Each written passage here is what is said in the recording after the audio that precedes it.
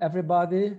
My name is F Nacul. I work at the Federal University of Rio de Janeiro and Procardíaco Hospital, both in Rio de Janeiro, Brazil. I'm going to talk about limiting fluids by giving vasopressors earlier.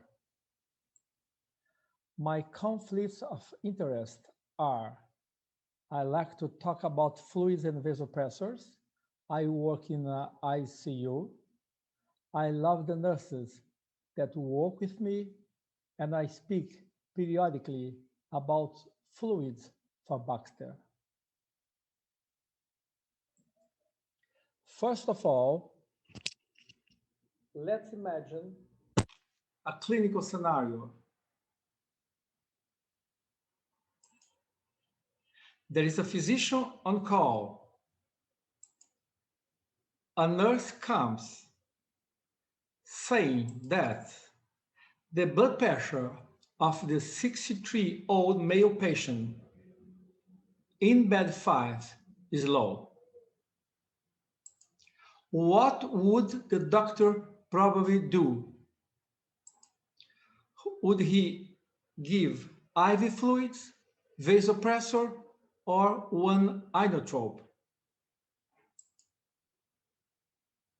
He would give IV fluids, and 500 ml of a crystalloid was given. 30 minutes after, a second nurse comes to the same doctor, saying that the blood pressure of the patient in bed 5 is still low. What would the doctor probably do next? Would he give more IV fluids, a vasopressor, or an inotrope? And the doctor would give more IV fluids. And a further 1,000 ml of a crystalloid was given. 1 hour later, after a total of 3 bags of fluid has been given, a third nurse comes to the same doctor saying that the patient in bed 5 is still hypotensive. What would the doctor probably do now? Would he give more IV fluids, an vasopressor, or an inotrope? This time, he would give a vasopressor, and norepinephrine was started. Blood pressure goes to 100/60, hitting the target.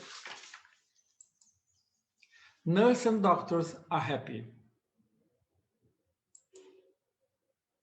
Let's now talk about the scenario.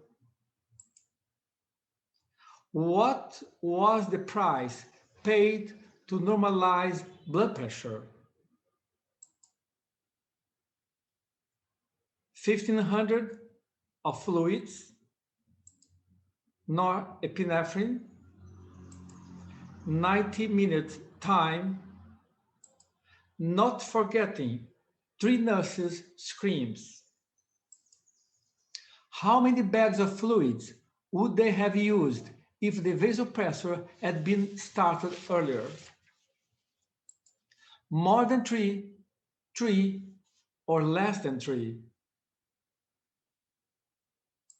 And the answer is less than 3.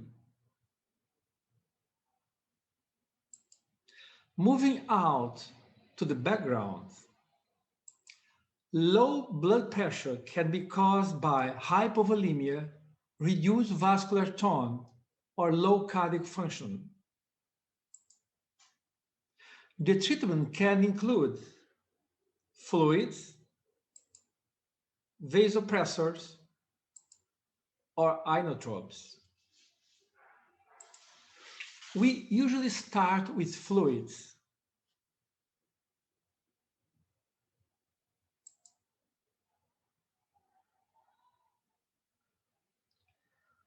But pay attention. There is a golden rule.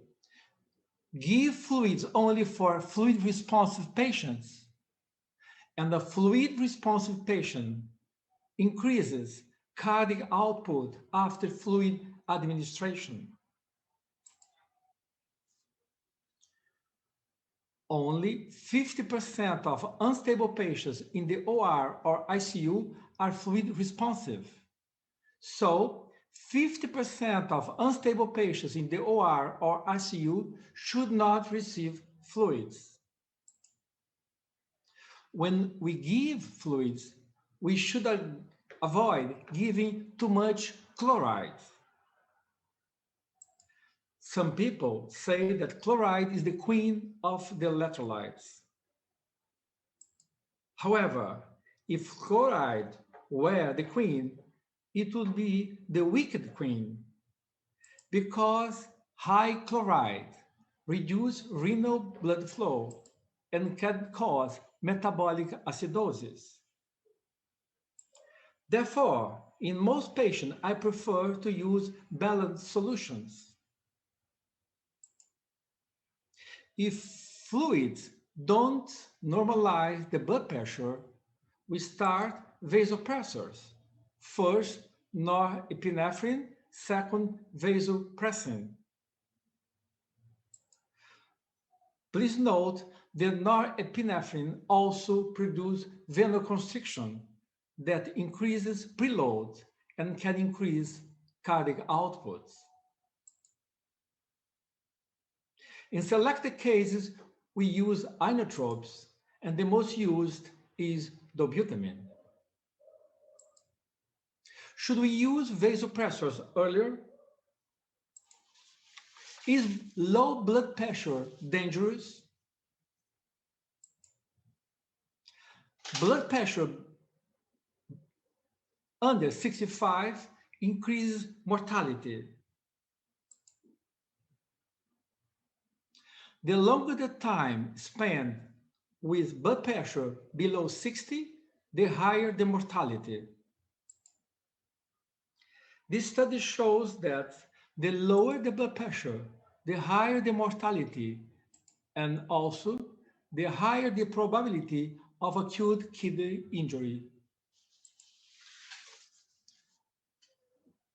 Patients with severe sepsis with a mean arterial pressure under 73 develop more acute kidney injury. Should we use early vasopressors? Compares the effects of early versus delayed use of norepinephrine in rats with endotoxic shock, and shows that the early use of vasopressors increase the mesenteric flow and decrease lactate and the infused volume. This further study in hemorrhagic shock in mice compares fluids with fluids plus norepinephrine, and shows that the administration of both norepinephrine with crystalloids reduced the fluid requirement from 161 ml to 44 ml. This Chinese study compares early versus delayed administration of norepinephrine in patients with septic shock.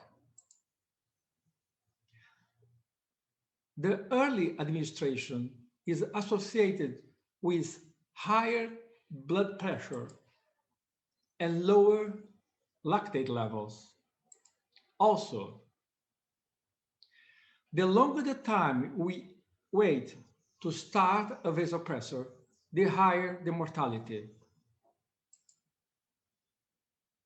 Key message of this study: early use of norepinephrine increases survival rate, blood pressure, and decrease serum lactate levels.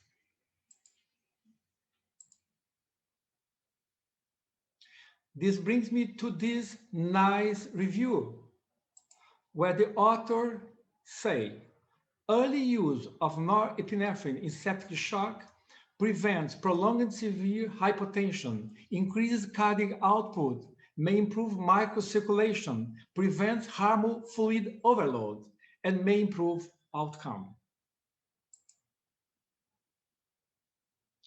There's an important point to remember. Waiting for a central line can delay the use of a vasopressor. In that case, should we have a central line to start a vasopressor? Several studies say that peripheral administration of a vasopressor is feasible for a short period of time. Should we use vasopressors earlier? Inadequate blood pressure may increase risk of renal failure and death. Most forms of shock are not only due to hypovolemia. Not all patients with shock are fluid responsive.